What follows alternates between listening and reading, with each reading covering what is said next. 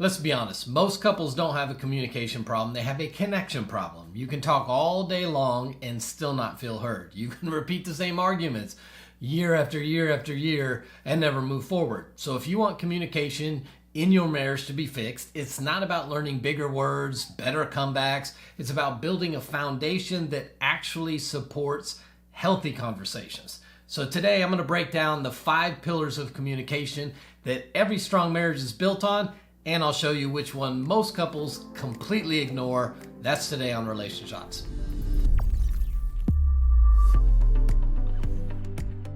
Hey, welcome to RelationShots. If this is your first time hanging out with us, don't forget to download your free guide to intimacy. You will see a link in the description area below. That'll walk you through 4 areas of intimacy in your relationship: recreational, spiritual, emotional, and physical, and give you some practical tips on how you can increase connection starting today. So a lot of couples come into counseling for communication.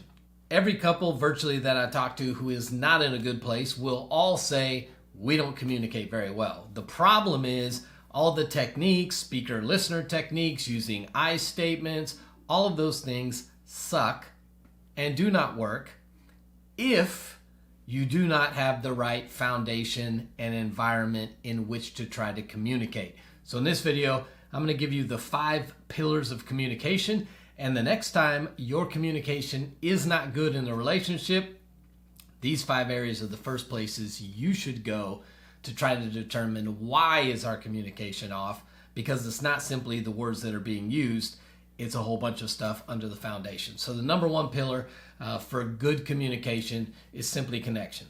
Communication is not just about talking, it's also about connecting. When you're emotionally present, engaged, your spouse feels seen, heard, valued, you can connect. But you can't connect when you're distracted, defensive, or dismissive. So think about it. When your spouse shares something important, do they feel like they have your full attention or like you're multitasking the conversation? Connection then becomes this bridge that carries every word you say. Without connection, listen, even truth sounds like criticism if we're not first connected. And connection is all about the friendship. Connection is all about feeling cared for and loved. And guess what? It's a lot easier to communicate when you actually like your spouse because you feel connected to them. It's a lot easier to overlook maybe a statement that wasn't on point, maybe something that felt a little bit harsh if you feel connected. If you don't feel connected, any little slip, any little moment that's not perfect is going to make you feel some kind of way, and your communication is going to go sideways. So if you are not connected in your relationship, there's probably no amount of communication techniques, tools, resources, or rules that are going to help you communicate better in your relationship. First, you got to be connected. A second pillar for good communication is validation. So here's the deal. Validation is about listening to understand, not listening to respond. And guess what? You can validate even if you don't agree. You can still affirm what your spouse is feeling.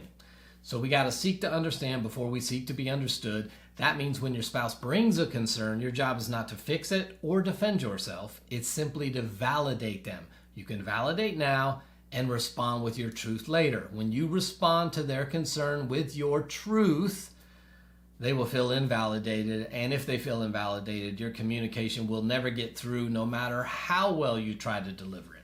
And I've done videos on validation. If you want to take a deep dive on that, I'll tag a video I have on validation at the end of this video, but validation is a key component to good communication.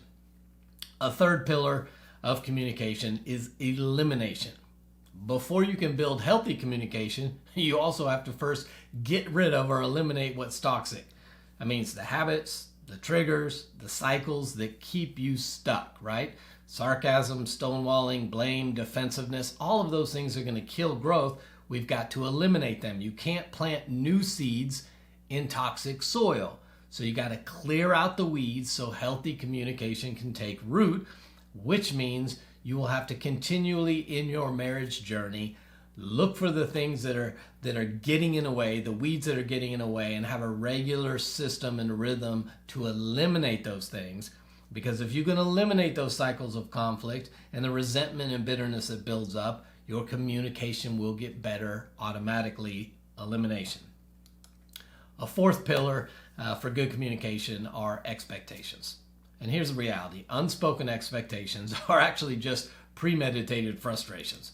Oftentimes we have unspoken, we have unhealthy, we have unbiblical, we have unrealistic expectations for our relationship, and your expectations will impact how you communicate. Your expectations will impact how you hear your spouse communicate, right? Your spouse can't meet needs they don't know about. And so healthy couples learn to clearly express what they want, what they need, what they assume before it becomes resentment.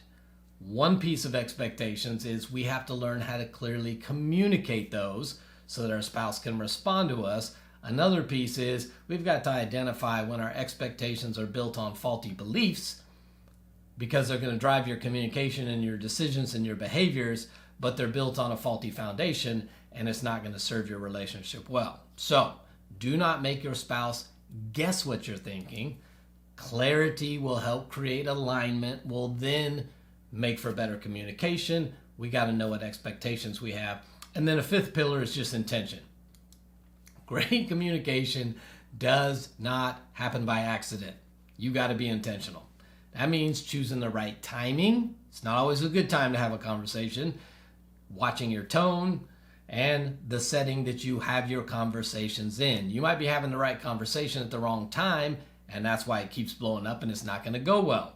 That's why I teach couples to establish a communication cadence, and they got to understand there are 3 types of conversations: calendar, connection, and correction. And if you are not specific about when you are having which, and you're not intentional about making sure you're having them at different times, your communication will suffer.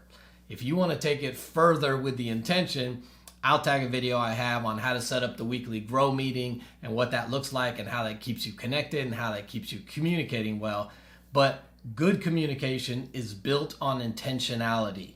If you expect to just wing it in your relationship and not be specific about when you are having which of these 3 conversations, it will not go well in your relationship. And I promise you, at some point, most of your communication will be calendar and correction, and the connection will die, which is also one of these 5 pillars, which means your communication will struggle. So those are 5 pillars that I believe create a great foundation for good communication: connection, validation, elimination, expectations, and intention.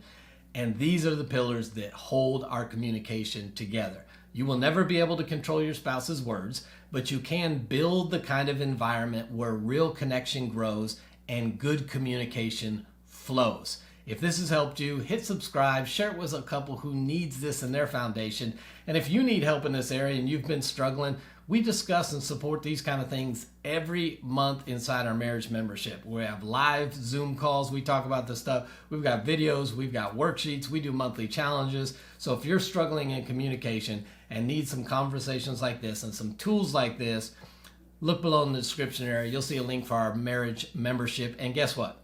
If you put in the coupon code YouTube, you'll get 40% off the monthly rate. You can come in, kick the tires, check it out, and find some community and some resources that can help you grow in your communication. That's all for now. I'll see you next time right back here on RelationShots.